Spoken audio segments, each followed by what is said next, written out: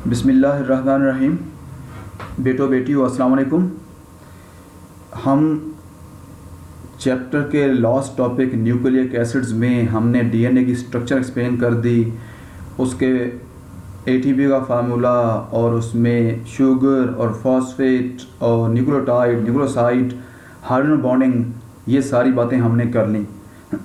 और किसी तरफ से कोई प्रॉब्लम मेरे पास सामने नहीं आया, कोई फीडबैक नहीं आया कि किसी को प्रॉब्लम हो। अल्लाह करे प्रॉब्लम नहीं होगा। अगर किसी की चीज़ की अंडरस्टैंडिंग में याद रहे, इस चैप्टर ये अंडरस्टैंडिंग वाला चैप्टर है, ये रटे वाला चैप्टर नहीं है। बहुत सारे चैप्टर हैं हमारी बायो फर्स्ट ईयर में जो रटे वाले हैं, कई सारे हैं, ज़्यादातर रटे वाले हैं। यहाँ रटा चल सकते हैं फर्स्ट ईयर की बायोलॉजी में बहुत सारे चैप्टर्स में, लेकिन चैप्टर 2 में, 11 में, 14 में बाज़ जगहों पे कई सारी ऐसी जगह हैं जहाँ पे रटा नहीं चलेगा। तो यहाँ पे जहाँ जहाँ स्ट्रक्चर बनी हुई हैं, फार्मूले बने हुए हैं, या तो बनाना आएगा बच्चों को या नहीं आ रहा होगा, तो ताकि कॉन्सेप्ट क्लियर होगा तो ये आपको आएगा। तो इनको स्ट्रक्चर को ज़रूर ड्रा करेंगे तो आपको आएगा, ऐसे सिर्फ पढ़ लेने से नहीं आएगा। तो हम कंटिन्यू करते हैं जो मैंने कल टॉपिक डिस्कस करना शुरू किया था, आरएनए की हमने बातें की थी कि आरएनए साइटोप्लाज्म में पाया जाता है और आरएनए में सिंगल चेन होता है, डीएनए में डबल चेन होता है। आरएनए में शुगर जो है वो राइबोज है, जबकि डीएनए में शुगर जो है डीऑक्सीराइबोज है। और आरएनए की 3 टाइप्स हैं और बाज़ ये फोल्डेड फॉर्म में भी चला जाता है। बेशक चेन एक ही होता है, लगता है 2 चेन है फोल्ड होने के बाद, लेकिन होता एक ही चेन है इसमें।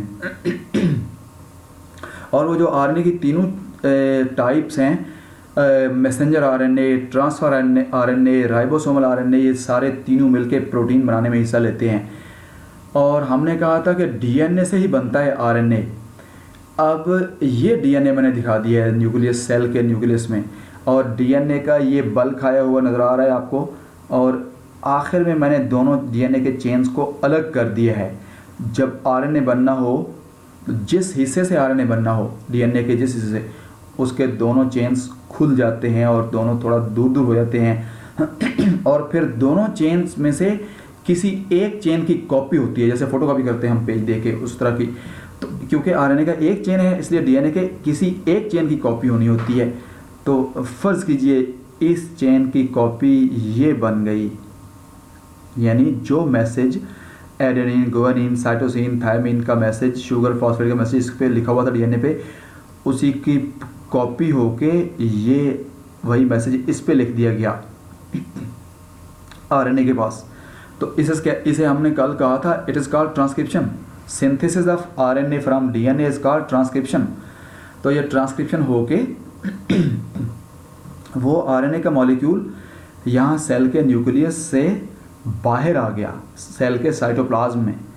तो ये वही मॉलिक्यूल हमने उसको थोड़ा सा एनलार्ज कर दिया, और ये मैसेंजर आरएनए है। मैसेंजर, मैसेज लाने वाला। तो ये किस चीज़ का मैसेज लाता है? प्रोटीन बनाने का। तो डीएनए से बनता है आरएनए, आरएनए से फिर बनते हैं प्रोटीन, और फिर यही प्रोटीन है जो सेल में जितने भी काम हो रहे हैं सारे काम फिर ये कर रहे होते हैं। तो ये एमआरएनए आ गया। एमआरएनए के ऊपर मैंने कल कहा था कि मैसेज लिखा हुआ है, ये इस शक्ल में adenine, guanine, cytosine, uracil, RNA है ना, इस पर यूरासिल है, डीएनए में थायमिन होता है।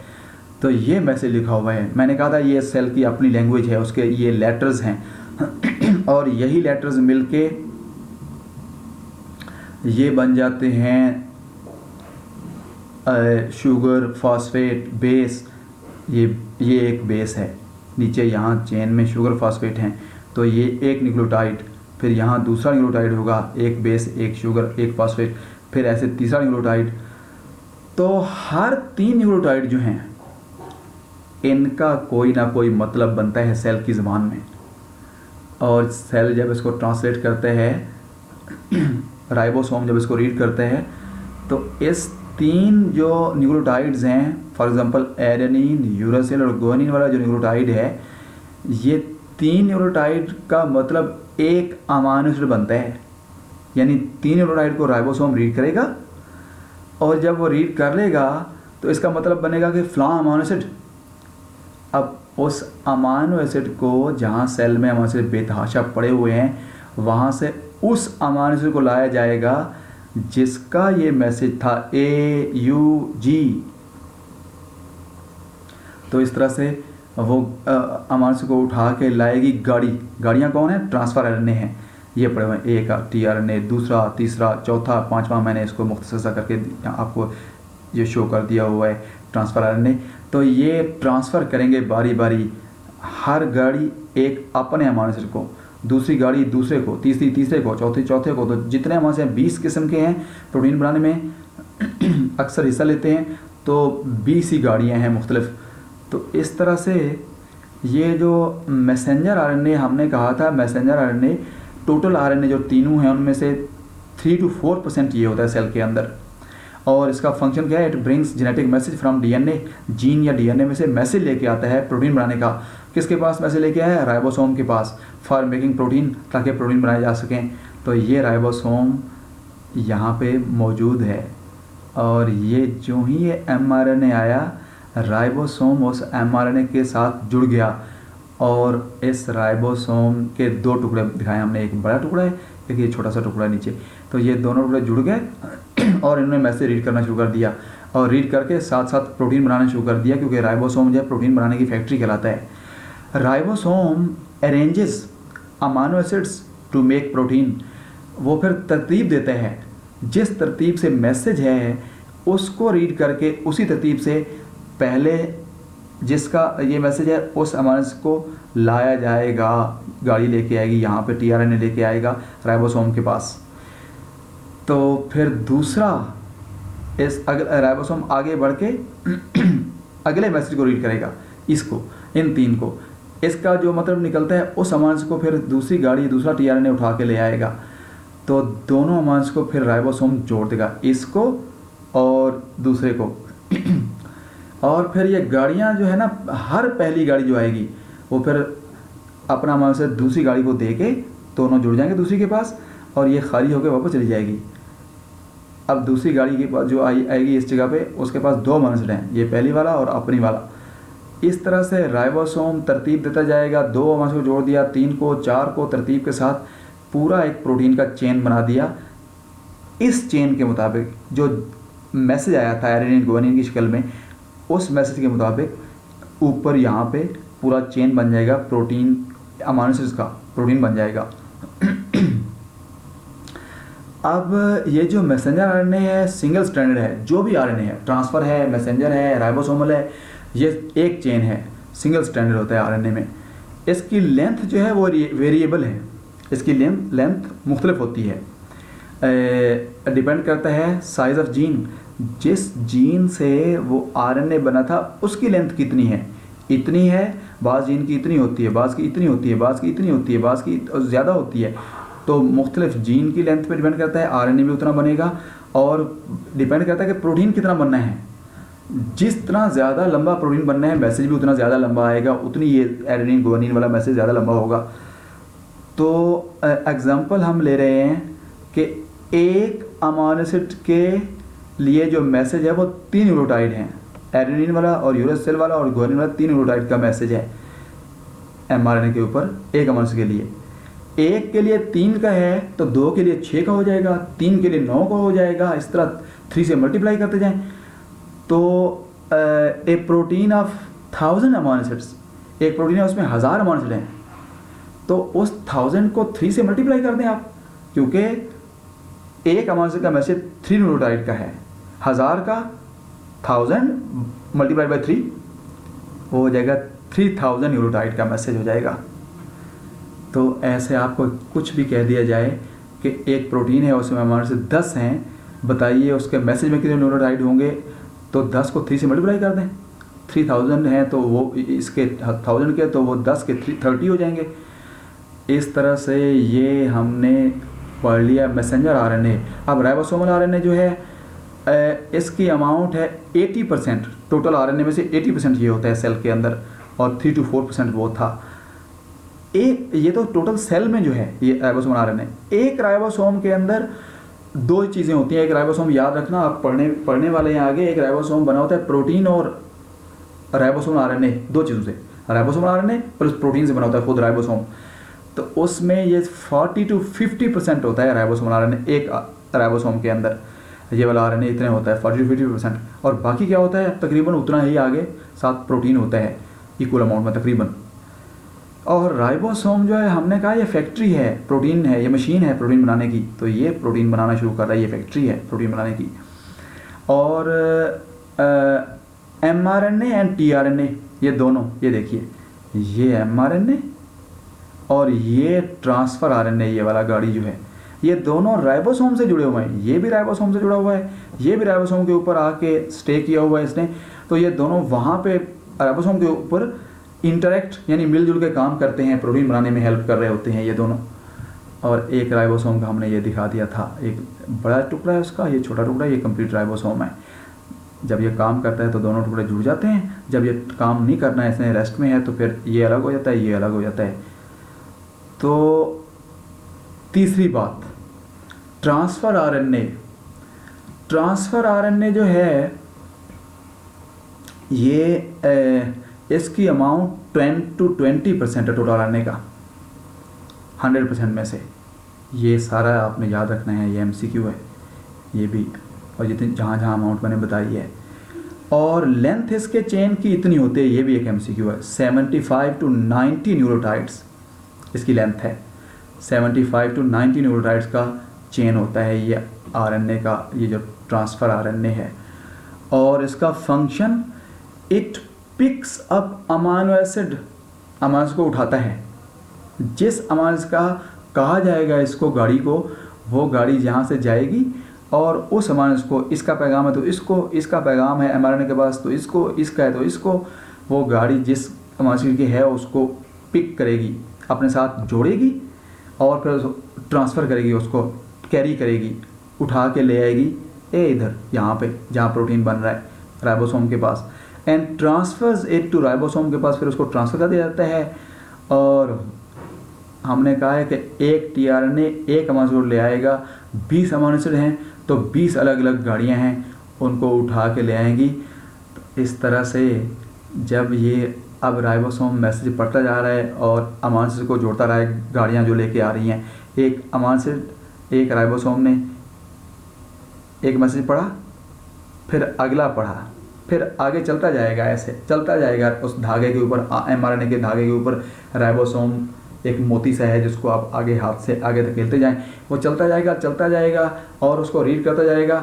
और रीड करते करते कहीं ना कहीं पे आखिर जब एंड आएगा प्रोटीन बनने का, तो वहाँ आखिरी जो मैसेज लिखा होता है वो भी 3 मैसेज होते हैं। यू, जैसे मैंने एक लिख दिया GUAG, सेल की ज़बान में इसका मतलब बनता है स्टॉप। तो वहाँ राइबोसोम जाके स्टॉप कर देगा, वहाँ पे मज़ीद आगे बस, यानी प्रोटीन इतना बनना था तो जितनी लेंथ का प्रोटीन बनना है आखिरी जो मैसेज होगा वहाँ जब प्रोटीन का पूरा हो गया, फ़र्ज़ कीजिए 10 अमाइनो एसिड का था, 3 का था, 6 का था, 50 का था, तो वो वहाँ पे ये अमाइनो एसिड एक है, फिर यहाँ दूसरी गाड़ी आएगी, तीसरी आएगी, चौथी आएगी, सारे राइबोसोम, सारे अमाइनो एसिड को राइबोसोम फिर जोड़ता जाएगा आपस में पेप्टाइड बॉन्ड के ज़रिए से, जोड़ के ये प्रोटीन का चेन बन गया। प्रोटीन का चेन जब पूरा हो गया, स्टॉप का मैसेज आ गया, वहाँ रुक जाएगा काम। अब ये गाड़ियाँ आहिस्ता आहिस्ता वापस जा रही हैं सारी, और वो जो प्रोटीन का चेन बना है वो सेल को जहाँ चाहिए वहाँ पहुँचा दिया जाएगा, सेल के साइटोप्लाज्म में। और ये mRNA भी अलग हो जाएगा, अब इसकी ज़रूरत नहीं रही, अब इसको डिस्ट्रॉय कर दिया जाएगा। और अब कल को दोबारा प्रोटीन बनना है, नया फिर mRNA बन के आएगा, और जिस पता नहीं कौन सा प्रोटीन बनना है, इंसुलिन बनना है, हीमोग्लोबिन बनना है, फेब्रिन बनना है, मायोसिन बनना है, कोई एंजाइम बनना है, तो हर एक के लिए अलग अलग जीन है, अलग अलग DNA का हिस्सा है जहाँ से उसकी कॉपी होके आती है। तो इस तरह से ये राइबोसोम के 2 टुकड़े भी अलग हो जाएंगे और ये सारा दोबारा हर चीज़ सेपरेट हो जाएगी। तो ये तीनों RNA हमने पढ़ लिए, मैसेंजर, राइबोसोमल, ट्रांसफ़र, तीनों मिलके प्रोटीन सिंथेसिस में हिस्सा ले रहे हैं। प्रोटीन बनने के प्रोसेस को क्या बोलते हैं? Translation, synthesis of protein from, कहाँ से बन रहा है? From message of mRNA। तो synthesis of protein from mRNA is called translation, and synthesis of RNA from DNA transcription and synthesis of DNA from DNA replication. तो ये मैंने आपको पूरा ये पढ़ा दिया। RNA भी हमने पूरा कर लिया। अब छोटी सी एक बात रह गई थी, वो बता दूं, और ये हमारी बातें कल तक जा रही हैं। मैं कल भी कोई 15-20 मिनट लूँगा, क्योंकि मैंने आपको चैप्टर का गाइड करना है कि कैसे आपने तैयार करना है, क्या तरीका है, कहाँ कहाँ आपको मसाइल पेश आ सकते हैं। मैंने पूरी कोशिश की है, जितनी मैं मैक्सिमम कर सकता था, कि आपको एक एक लफ्ज़ क्लियर कर दूं। किसी को क्लियर नहीं है तो जो पिछले लेक्चर आपके पास पड़े हुए हैं वो मेरे लेक्चर सुनिए, इंशाल्लाह ज़रूर क्लियर होगा आपको। अब ये चैप्टर आपको पता है, ये बोर्ड पे पढ़ने वाला है 100%। जो हमारी इस बायो में बहुत सारे चैप्टर जो रटे वाले हैं, वो जो ना भी बोर्ड पे पढ़ाए जाएं तो आपको आसानी से पेज के ऊपर पढ़ाए जा सकते हैं, और बाज़ बातें ज़बानी पढ़ाई जा सकती हैं। ये ऐसा चैप्टर नहीं है। 11 चैप्टर आगे आएगा कहीं पे, वो भी ऐसा नहीं है। ये बड़े कॉन्सेप्चुअल और हर चीज़ बोर्ड पे, तो बोर्ड तो नहीं था, तो मैंने इसको बोर्ड के रूप में आपके सामने पेश किया है पेजेस को, और मैंने काफ़ी कोशिश की है कि आपको वो इस कर्सर के जरिए से लाइनें ड्रॉ करके समझा दूं। कहीं प्रॉब्लम है तो ज़रूर बताइए, मैं आपको क्लियर कर दूंगा। तो मैं अब दूसरे पेज पे जा रहा हूँ। जो एक छोटी सी बात DNA की रह गई थी, मैंने कल कहा था अमाउंट ऑफ DNA, तो ये हल्का सा जस्ट आपको गाइड करना है। ये आपकी बुक से ही मैंने इसको कॉपी करके आपके सामने ला रहा हूँ। तो ये आपकी बुक की 2-3 लाइनें हैं, अमाउंट ऑफ DNA। तो ये जो अमाउंट ऑफ DNA है, ये it is fixed for particular species. हर नस्ल के लिए फिक्स है अमाउंट ऑफ DNA। कहाँ पड़ा हुआ DNA? क्रोमोसोम्स के अंदर पड़ा हुआ है। क्रोमोसोम कहाँ पड़े हुए हैं? हमारे न्यूक्लियस के अंदर पड़े हुए हैं। और हर नस्ल में क्रोमोसोम की जो तादाद है वो फिक्स है। तो ये आप सेल वाले चैप्टर में, अभी सेल वाला चैप्टर आप शुरू करने वाले हैं, और वहाँ पढ़ने वाले हैं कि वहाँ पे क्रोमोसोम इंसान में कितने हैं, और ड्रोसोफिला में कितने हैं, और फ्लां एनिमल में कितने हैं, और फ्लां स्पीशीज़ में कितने हैं। तो मुख्तलिफ तादाद है। तो 46 है इंसान के अंदर, और इसलिए एक नस्ल में सारी दुनिया के इंसानों में क्रोमोसोम 46 है हर सेल में, लिहाजा तादाद फ़िक्स है। हर बॉडी सेल के अंदर तादाद 46 है, तो DNA की अमाउंट भी फ़िक्स होगी। किसी और नस्ल में और होगी तादाद, तो उसमें भी फ़िक्स होगी। तो amount of DNA depends upon the number of chromosomes. अब हमारे अंदर जो सेल्स हैं हमारी बॉडी में 2 तरह के हैं, जर्म सेल्स और सोमैटिक सेल्स। ये 2 cell, germ cell and somatic cell. Germ cells को गैमेट्स भी कहते हैं, sperms and eggs, ova egg. तो ये स्पेशल सेल हैं बॉडी के अंदर। मोस्टली जो बॉडी बनी हुई है वो तो स्पेशल सेल हैं। ये सारे बॉडी सेल हैं सोमैटिक सेल, जिन्हें हम कहते हैं। आँख के सेल, नाक के सेल, कान के सेल, स्किन के सेल, सारी बॉडी जिससे बनी हुई है, ये सोमैटिक सेल हैं। सोमैटिक सेल में जो तादाद होती है क्रोमोसोम की पूरी होती है, यानी 46। जो जर्म सेल्स गैमेट्स होते हैं उनमें तादाद हाफ होती है। तो इसकी बातें आगे फिर बताएंगे कि क्यों हाफ होती है। तो ये हाफ तादाद ज़ाहिर है DNA भी इस सेल की निस्बत, सोमैटिक सेल की निस्बत इसमें जो DNA होगा स्पर्म या एग सेल में हाफ होगी अमाउंट DNA की, क्योंकि क्रोमोसोम इसमें हाफ हैं। तो तकरीबन DNA हाफ होगा इस सेल से की निस्बत इस सेल में, स्पर्म एग सेल में। तो यहाँ पे हम कंपैरिजन के तौर पे amount of DNA different cells में हमने एग्जांपल ले लिया, चिकन एक एनिमल ले लिया है, और दूसरा कार्प, एक फ़िश का नाम है कार्प, ये ले लिए हुए हैं। ये चिकन ले लिया है, ये इसका कॉलम दिखा दिया है, ये उस फिश का कॉलम दिखा दिया है, और इसकी जो अमाउंट दिखाई हुई है आप लोगों को वो पिकोग्राम में दिखाई हुई है। पिकोग्राम क्या होता है? 1 ग्राम का 10 पावर माइनस 12, ये कितना बनता है? ट्रिलियंथ।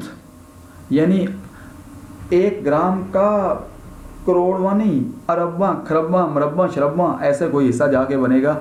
तो बहुत ही कलील अमाउंट, बहुत ही थोड़ी अमाउंट बनेगी ये। तो पिकोग्राम में हम ले रहे हैं इसको।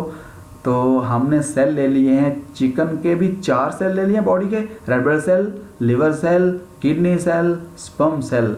अब इन 4 सेल में से आप बताइए कौन कौन से सेल सोमैटिक सेल हैं, कौन कौन से जर्म सेल हैं? इन 4 में से जल्दी से बताइए, शाबाश। एक सेल यही है ना जर्म सेल, गैमेट जो है ये, बाकी सारे सेल जो हैं बॉडी सेल हैं ये। तो इस सेल के अलावा जो भी सेल बॉडी के सेल का नाम लोगे वो सारे सोमैटिक सेल कहलाएंगे, बॉडी सेल हैं ये सारे ये वाले। तो इनमें हम चिकन में अमाउंट देखेंगे और कार्प में भी यही सेल में देखेंगे। तो यह आपने इसको याद रख लीजिएगा 2.3 पिकोग्राम, लिवर सेल में 2.4 और किडनी में 2.4, और उसमें तकरीबन इनका हाफ है ऊपर वालों की निस्बत, ऑलमोस्ट हाफ है, एग्जैक्टली नहीं तो ऑलमोस्ट हाफ है 1.3। और उसमें कार्प में 3.3, 3.3, 3.3 और उसका इनका हाफ तकरीबन उसके स्पर्म सेल में फिश के 1.6। तो ये amount of DNA in germ cells is half as compare to the amount of DNA in somatic cell in body cells. तो ये मैंने अमाउंट ऑफ डीएनए भी आपको पढ़ा दी। तो आज यहाँ पे हम स्टॉप कर रहे हैं। अब एक हल्की सी छोटी सी बात बताता चलूँ आपको। वो जो डीएनए की स्ट्रक्चर हमने पढ़ी है, मैंने कहा था उसकी जो एक जिगजैग डायग्राम और एक नीचे वाली जिसमें हमने शुगर की शेप दिखाई थी, पेंटोज शुगर का ड्रा करके स्ट्रक्चर रिंग बनाया था और फॉस्फेट को उसके साथ जोड़ा था। 2 एस्टर बॉन्ड बनाए थे, फॉस्फेट और शुगर के OH के दरमियान बॉन्ड बनता है।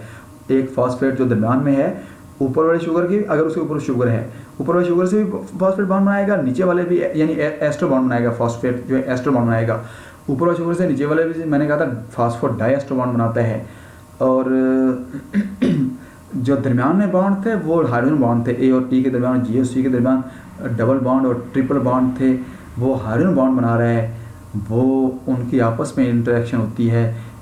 एक एडेनिन है फर्स्ट करें इधर और सामने थायमीन है, तो इसके हाइड्रोजन और उसके ऑक्सीजन के दरमियान, जो हाइड्रोजन और जो इधर जो इलेक्ट्रोनेगेटिव कोई एटम दिया हुआ है उनके दरमियान में, तो कभी हाइड्रोजन बना रहे हाइड्रोजन बॉन्ड उसके सामने वाले के O के साथ या सामने वाले के नाइट्रोजन के साथ, तो वो बॉन्ड कहीं जितनी जगह होती है डबल या ट्रिपल, A और T के दरमियान डबल और G और C के दरमियान ट्रिपल बॉन्ड, ये सारी बातें मैं आपको क्लियर कर चुका हूँ। लेकिन वो रिंग जो है वो बनाना आपको आने चाहिए ना, राइबोस के, डीएक्स राइबोस के, ये सारे कार्बोहाइड्रेट में सिखा चुका हूँ। कहीं नहीं आ रहा तो कल मुझे आप, लास्ट डे है हमारे और चैप्टर का हमारे एंड हो रहा है, या मैं वहाँ पे बस करूँगा, तो आप कल कुछ बातें मैं आपको बताऊँगा चैप्टर के बारे में, और कोई आपने पूछनी है तो मुझे मैसेज करके पूछ लीजिएगा। तब तक अल्लाह हाफिज़।